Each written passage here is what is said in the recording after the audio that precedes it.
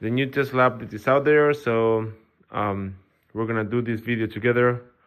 I'm gonna go ahead and start setting up my watch. Okay, let's press here. This is my shortcut, and it's the first time I'm actually doing this. So first thing you need to do, make sure you have your Apple Watch software up to date, the vehicle, and the phone.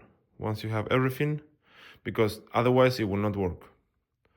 We're gonna set up watch key. And this is the first time we're doing this. Wow, that was easy. Let's see how it works. Let's go to the car. We're gonna at least test the Frunk. Maybe we can do the flash too. I have the baby sleeping, so let's do that. Okay, here we are. Let's try the flash first. Yes, sir.